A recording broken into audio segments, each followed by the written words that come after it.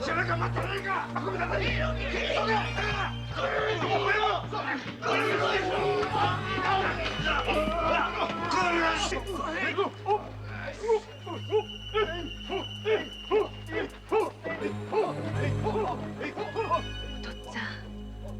やっぱり何か悪いものを食べさせたのかしら。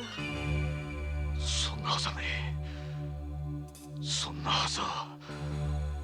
腐った魚か毒入りか、大の男が3人ももがき苦しみしてんばっとは江戸のことなら何でもわかる万次堂のこの瓦版一枚たっても十分だ。さあかったりかったりかったり。おありがとうよ。おありがとうよ。何何、毒入り鍋が死を招く。あの3人死んじゃったのか。寛平親分、知ってたんですかこの事件。ああ、昨日たまたま金の字とこの店行ってたんだよ。どうして紅屋に教えてくれなかったんです？水臭い。親だ親だ、ついからすりやがりですよ。ありがとうよ。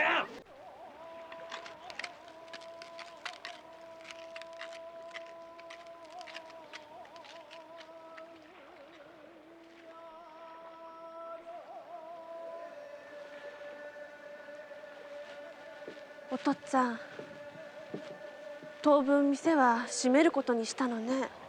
ああ、開けていても客が来るわけでもねえしな。どうしてあの3人の男だけが食当たりになったのかしら。会わせてくれと頼んでも会わせてくれないのよ。相手はヤクザもんだしな。どんな仕返しがあるか分かりゃしねえ。こっちは年寄りと娘だけだしな。こんな時しっかりした男手がいてくれたら。お父っつぁん、愚痴を言うよりなんとかここを乗り切らなくちゃ。おたえ、お前まだ心の中じゃわしのことを恨んでるだろうな。新吉のことだよ。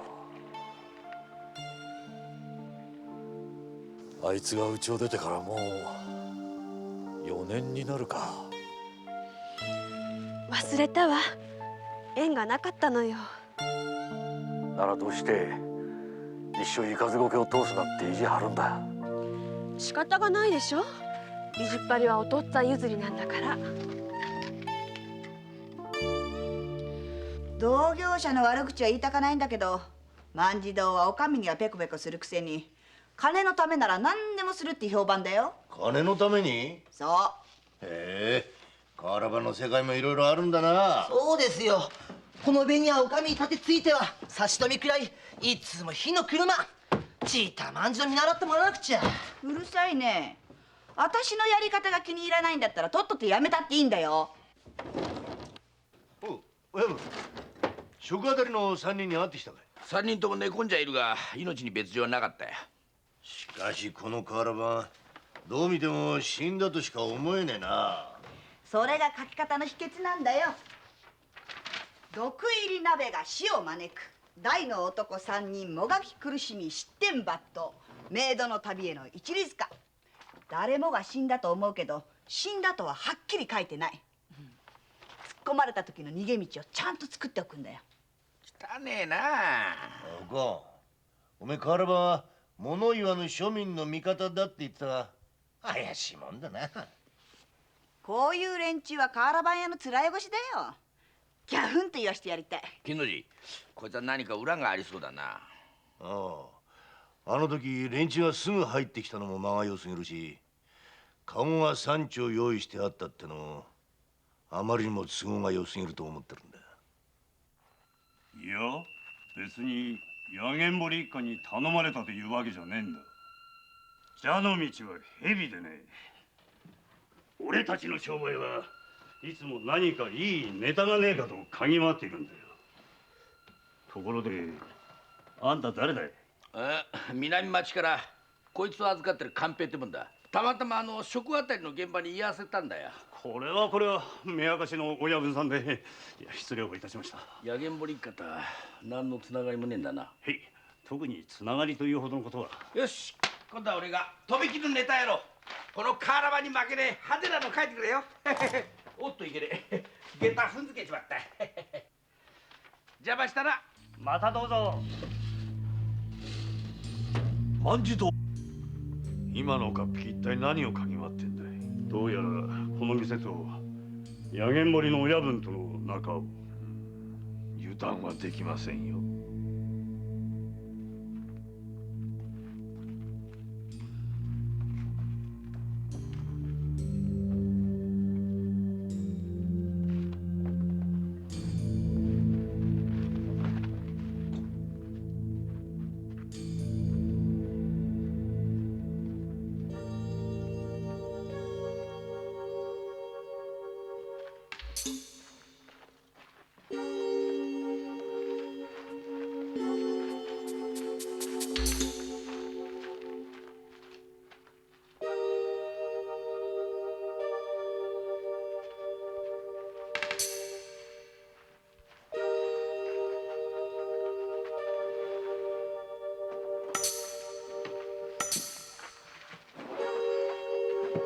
お帰りなさいまし。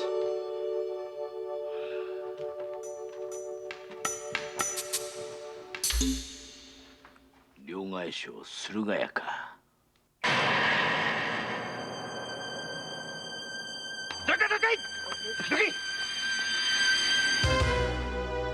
兵様。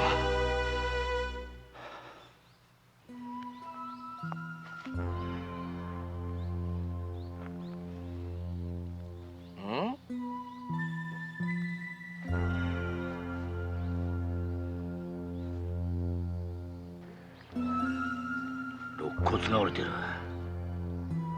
ごめんよ。ごめんよ。お父ちゃん。お父っつぁん、どうしてなの、お父っつぁん、お父っつぁん。新吉。おい、新吉か。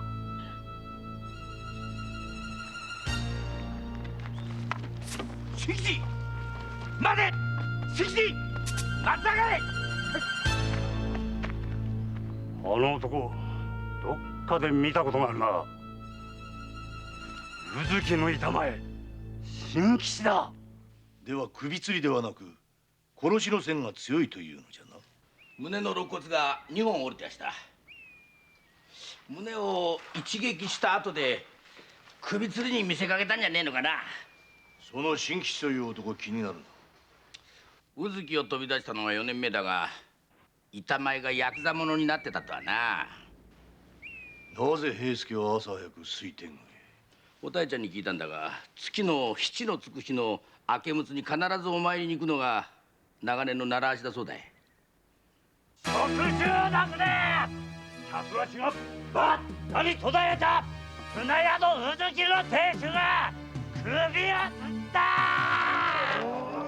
世を計らっての覚悟の違いだ。しかもな、宇月を恨む板前の新吉が所払いになったというのに近くうろついてたというから驚きだ。料理に毒を入れたのはその新吉という線が浮かび上がってきた。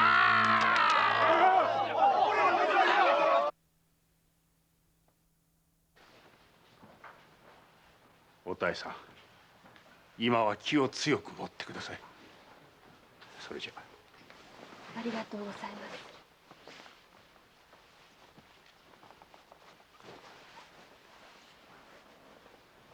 おたえさん、実は大事な話があるんだが。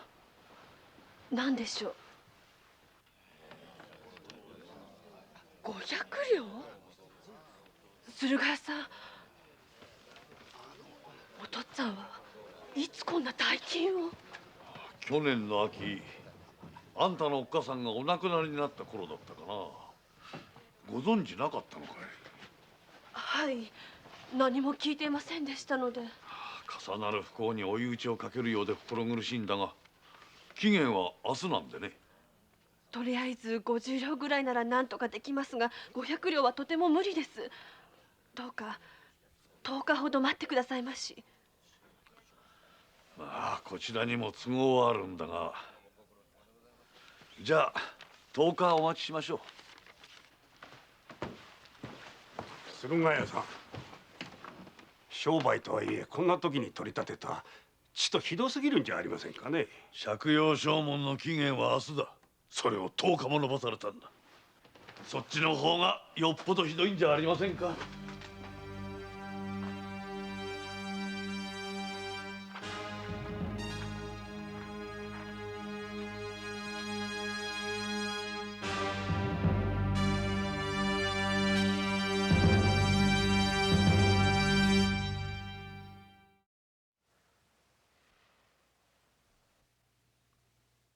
夏、今帰ったぞ。腹が減った。すぐ飯にする。どうした夏？今夜はお支度はしておりません。お母様のところでお召し上がりになられると思っておりましたから。母上。夏、何があったんだ。その瓦版は。今日お母様が持ってきてくださったんです。その宇月というお店、あなた確か私を連れて行ってくださるというお約束でしたわよね。しかし食中毒を起こして店を閉めてしまった。あなた、お母様はこのお店に金四郎に勧められて3度も行ったとおっしゃってましたよ。とってもおいしい料理のお店が潰れて残念だわともおっしゃってました。分かった分かった。必ず連れてく約束する。でももう潰れるんでしょ、そのお店。夏、瓦版が書いてることが本当だとは限りませんよ。今この事件私が調べてる途中だ。宇月は潰れん。本当ですか？本当ですよ。ああ、よかった。お母様が3回なら私は5回参ります。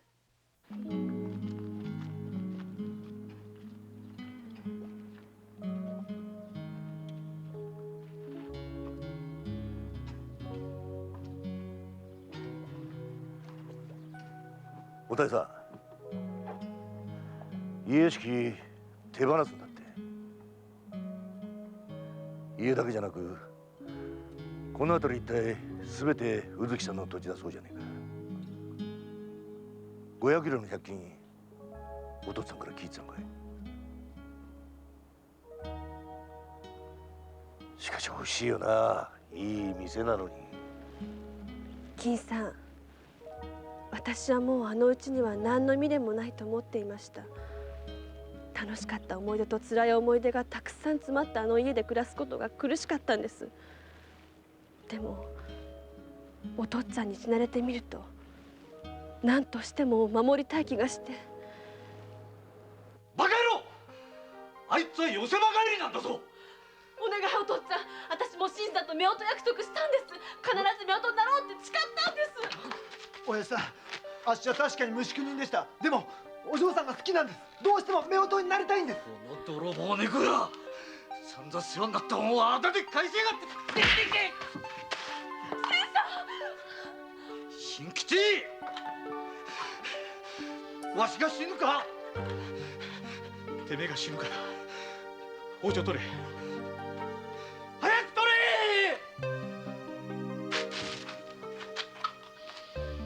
親父さん、お世話になりました。お嬢さん、お幸せに。新吉はいい花板になると楽しみにしてたのにな。ええ、何もかも忘れて板前の修行に打ち込んでいました。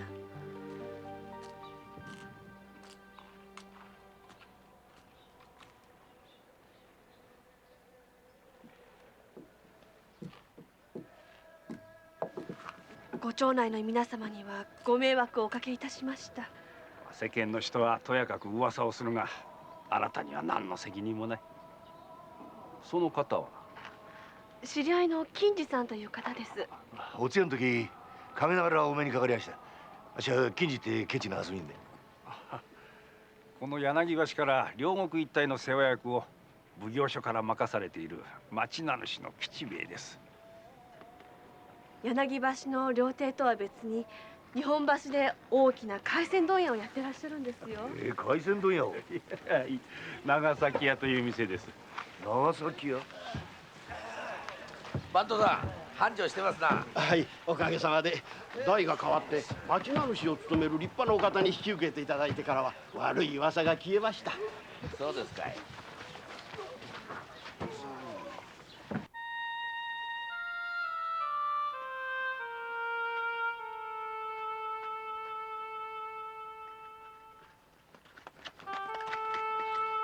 新さん、江戸へ戻ってきたならどうして私に？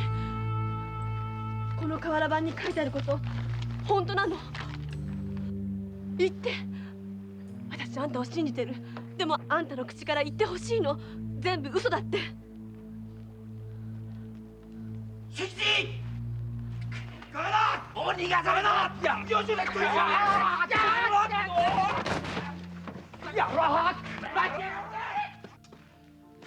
おたえちゃん、もうあんなやつのことなんかこれっぽっちも情けかけることはねえって。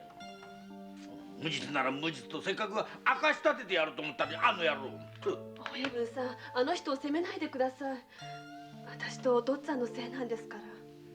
おたえちゃん、バカな女と思うでしょう。でも私信じたいんです。たとえ江戸中の人があの人がやったと言っても私だけは信じてやりたいんです。分かってください。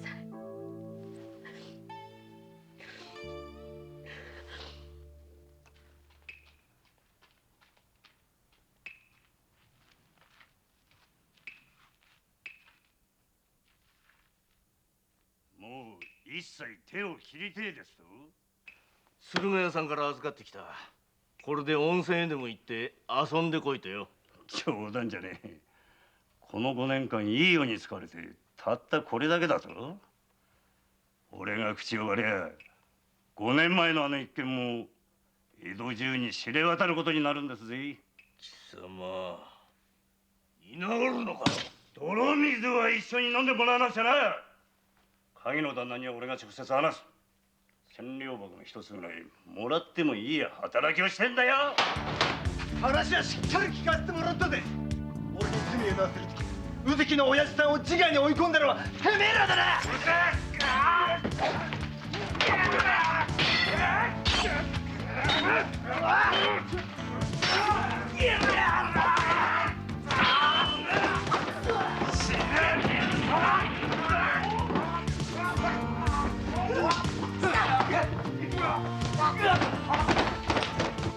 バカ野郎！どうして逃げ回るんだよ。おたえちゃんはな、今でもおめえのことを思ってくれてるんだぞ。4年前宇月を飛び出した俺は酒と喧嘩に明け暮れ挙句の果ては江戸所払いとなったんです。上方へ流れいつの間にか都政の水を飲むようになった俺はどうせ死ぬんなら道のくのふるさとを一目見てから死にてえと江戸まで来た時お嬢さんのことがどうしても気になって思い迷ううちに瓦版で食中毒事件を知ったんです。なるほど。それで平さんが月の七の日に水天宮へ行くってのを思い出して思い切って会いに行った。へい、そしたら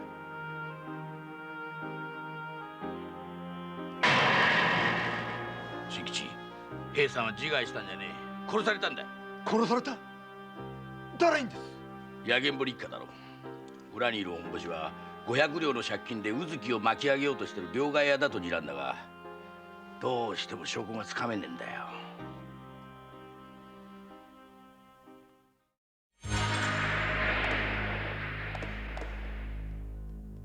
お父っつぁん、今夜の仕事はネズミじゃないよ。瓦版やおこんの意地なんだよ。目つぶっておくれ。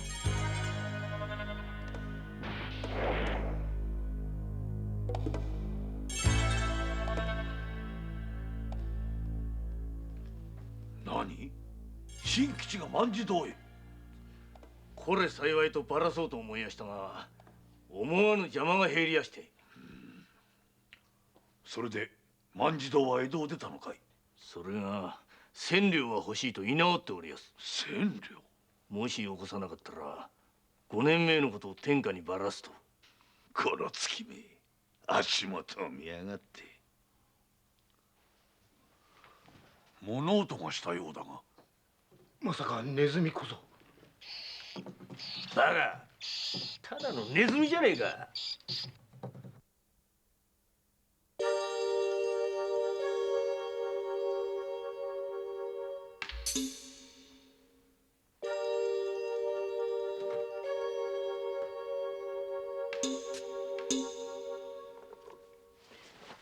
ちょっと重いけど宇月の借金500両全額いただいていくか。よいしょ。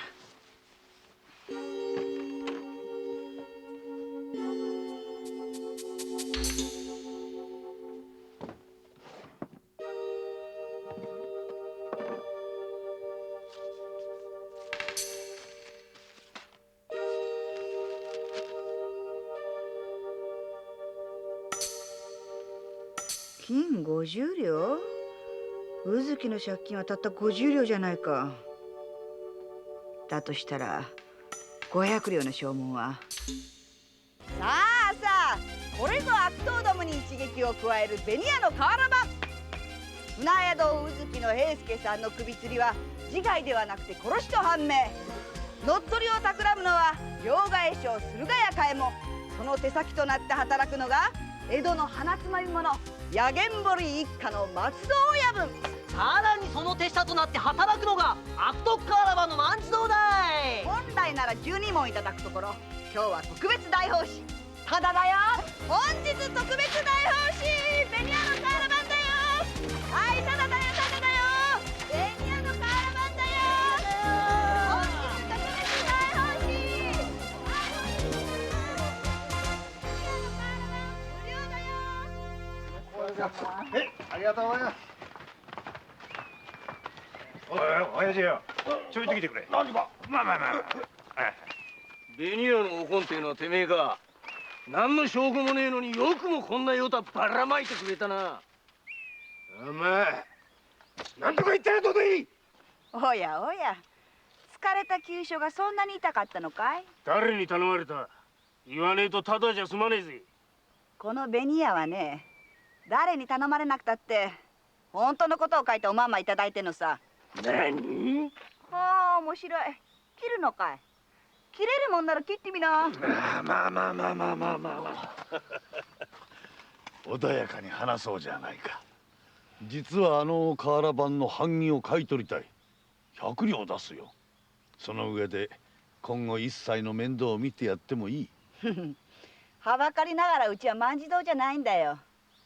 天下ご政道をやっつけて版木没収、販売差し止め数知れず。何度牢屋にぶち込まれたって瓦版屋の魂を売らないのがこの紅屋の信条なのさ。顔を洗って出直しておいで。あれが大変だ、万次郎が殺された。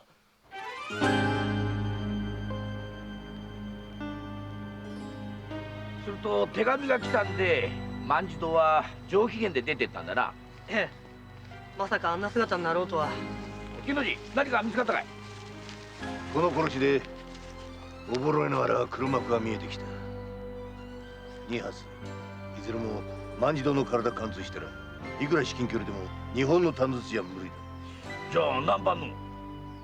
オランダ製の最新式の短筒だ。あ、ごめんよ、ごめん。おい、どう？いやー、汚いね。散々使っておいてこれかい？トカゲの尻尾切りですよ。ちょいと、奉行所はちょっとたるんでんじゃないの？この殺しでおぼろげながら分かってきたんだよ。な、金の字。まあな。何がまあなよ。瓦版屋だってちゃんと悪の正体割り出してんだから。本当かよ、ゴンさん。当たり前よ。辰吉、親分に後でちゃんと紅屋の瓦版を一枚差し上げな。えい。しっかりしなよ。ネズミばっかり追っかけてんのが脳じゃないんだから。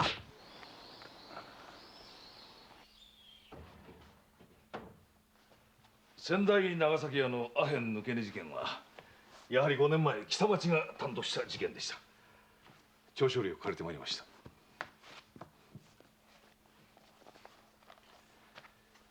長崎屋藤兵衛が抜け荷をしているとの投げ文で北町が倉庫を手入れしたところ本当にアヘンが出てきたんです。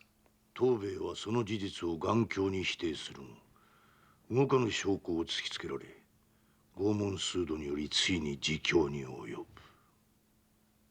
北町の担当与力に尋ねましたところ、事件直後より長崎屋を攻撃する瓦版が大量にばらまかれたそうです。資料として残してあったものです。やはり万事堂だな。はい。随分悪どく攻撃してますな。そして藤兵衛は死罪、店は結所となった。その時長崎屋は両替商駿河屋に2000両の借財があり、海鮮問屋の諸権利は駿河屋に下げ渡されている。問題はその店がどのような経路で吉兵衛に渡ったかだ。実はその後駿河屋さんから相談を受けたのです。店を引き継いだのはいいが不慣れなゆえ商売がうまくいかない。ぜひ買ってくれる人を探してほしいと。で、その方が買い取ったのだな。はい。使用人を路頭に迷わすのは不憫ゆえ、町名主の責任を果たすためにも精一杯やってまいりました。それからアヘン騒ぎの時、長崎屋に人足を入れていた口入れ業者は八軒堀の松蔵でした。これで全て役者は揃った。今度の宇月のっとりと全く同じ顔ぶれ、同じ手口。すると倉庫の荷の中にアヘンを忍ばせたのは松蔵。多分そうだろう。普通なら5万両はする大棚を2000両で手に入れたんだ。源さん、卑劣な黒幕の正体掴んだろ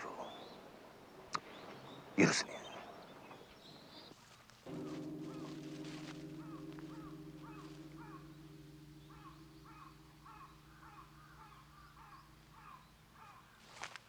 やっぱりここだったか。親分さん、新吉は俺が預かってるぜ。本当ですか？安心しな、おたえちゃん。新吉はヤクザに見落としちゃいるが、昔のまんまのいい男だった。本当の事件とは何の関わりもねえ。真っ白だい。そうでしたか。宇月で待っててくれ。必ず行かせる。おたえちゃん、今度こそ死んでも離れるんじゃねえぞ。はい。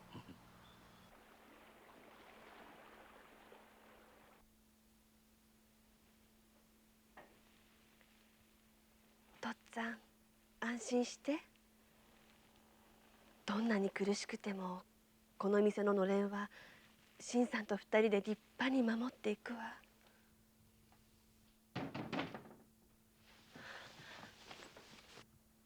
新さん、待って！今出るから。新吉じゃなくて悪かったな。あなたたちは。おかげさまでこの通り達者になりやした。この雨を踏んじばり。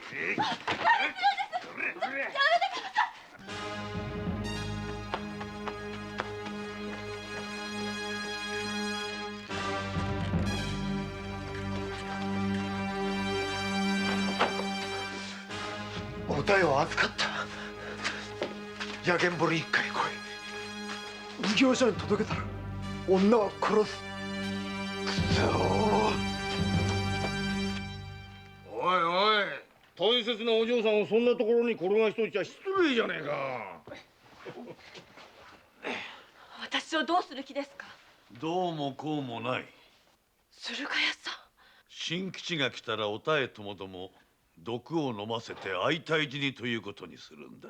相退治につまり心中ですな。そういうことだ。おたえさん。お嬢さん。おう、来たかいる男。さあ、てめえら一人残らず叩き切ってやるな。新吉、捨てねえとおたえの首が胴から離れるぞ。お嬢さん、私はどうなってもいい。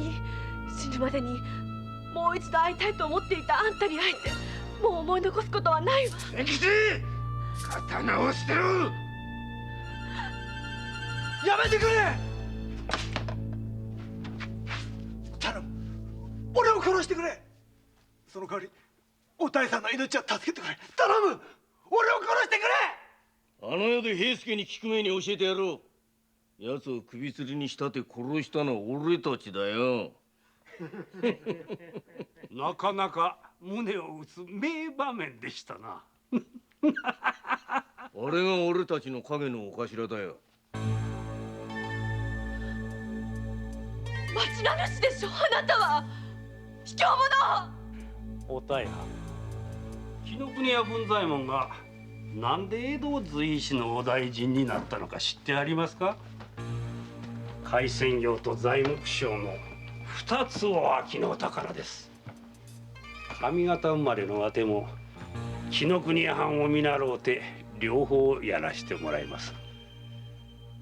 宇月は取り潰し、あの辺り一帯はわての材木の集積場となるでしょう。松蔵、これは南蛮の毒薬や。まずお大藩から飲ましとやり。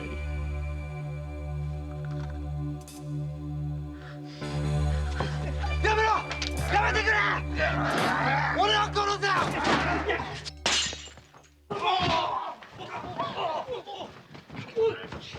悪党ども、三文芝居はそこまでだな。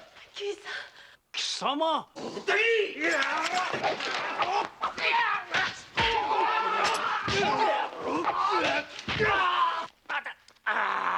静かにしろよ、静かによ。花のお江戸の闇に咲くうぬらのような毒花を哀れ散らすかこの風一陣。花吹雪、この桜吹雪、散らせるもんなら散らしてみな。散らしてやろうじゃねえか。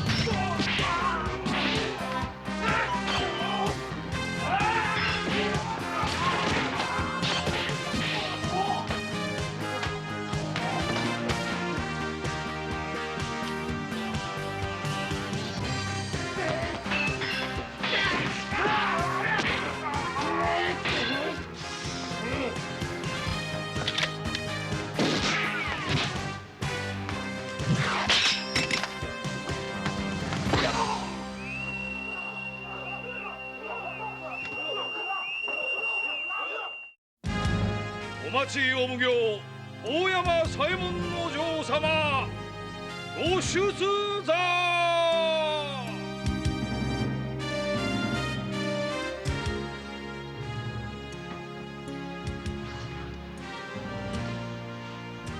さてこれより柳橋船宿宇月主平助並びに瓦版や万次郎殺害の件につき吟味をいたす。一同の者を表を上げ調べによれば町名主にして廻船問屋長崎屋主吉兵衛、その方口入れ業八軒堀の松蔵に命じ平助を殺害、首吊り自殺に見せかけた。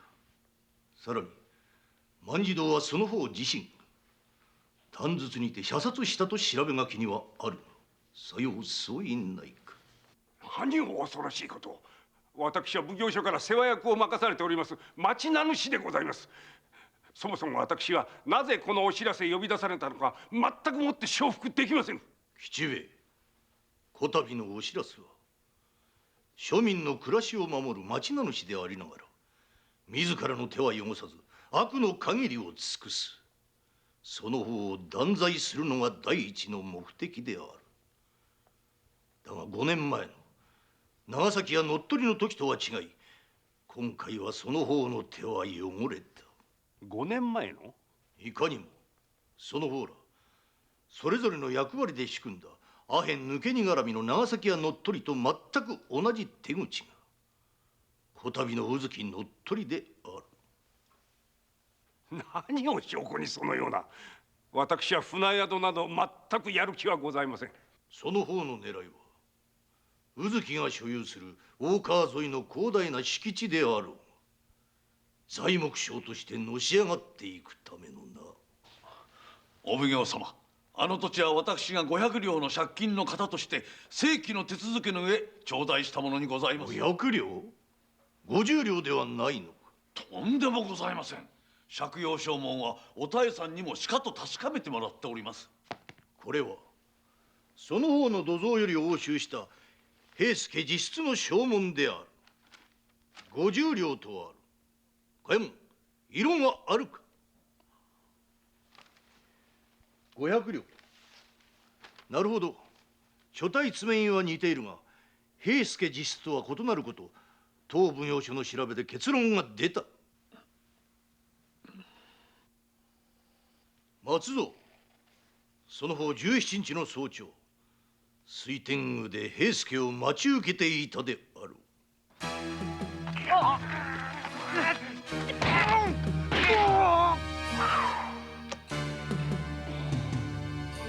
平助の肋骨は当て身によってすでに折れていた。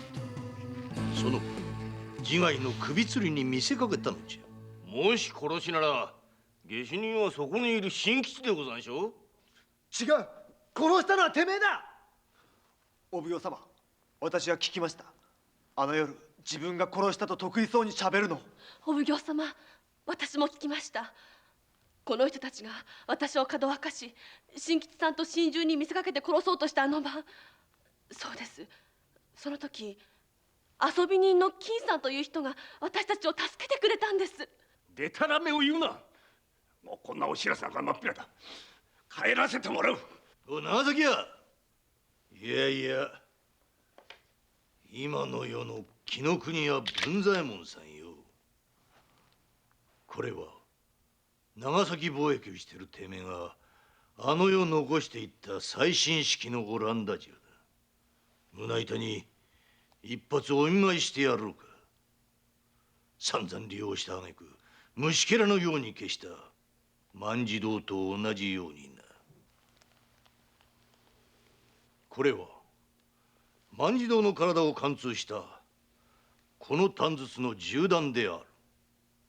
明神裏の雑木林に万次郎をおびき出したお前はこの短筒で口を封じた。何の用ですか、今自分。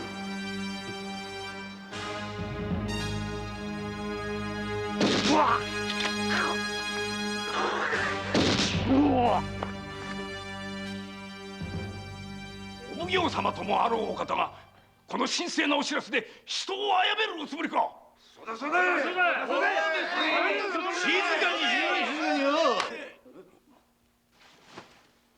あの日あの時てめえらしっかと拝んだこの世の桜、まさか見忘れてた。見忘れぞ。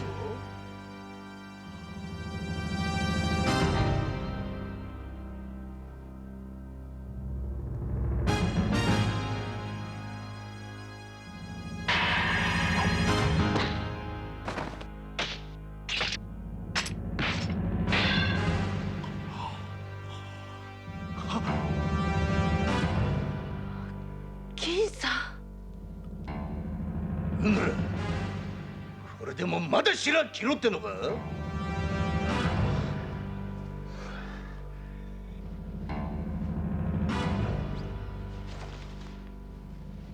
裁きを申し渡す。長崎や吉兵衛、八元堀の松蔵、市中引き回しの上、内首、獄門、嘉右衛門以下世の者ども終生遠島。なお長崎屋、駿河屋は結所となす。下でいい。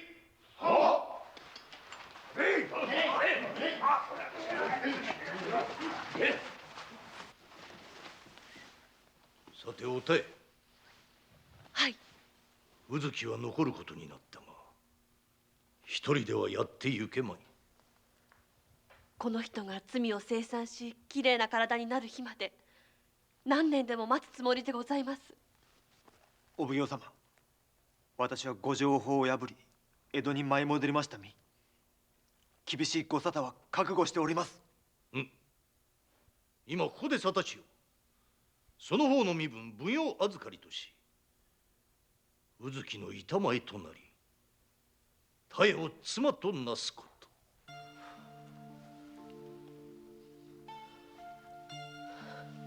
どうじゃ新吉、このお裁き不服か。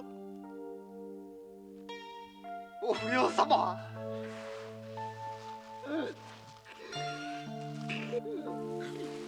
どうだおたえちゃん、代わりに答えてくんな。きっとお約束いたします。似合いの夫婦だぜ。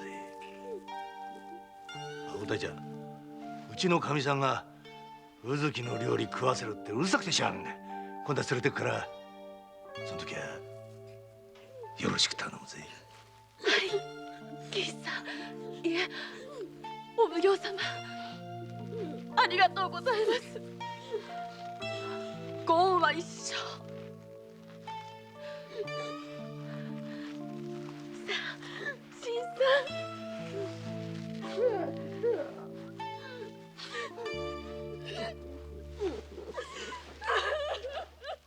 これにて一件落着。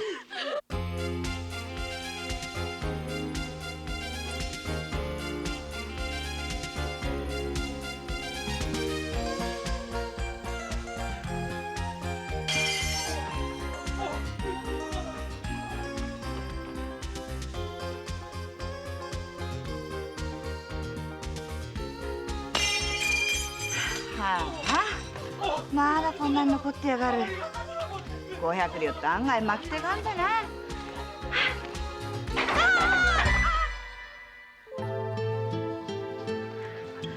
ありがとうございました。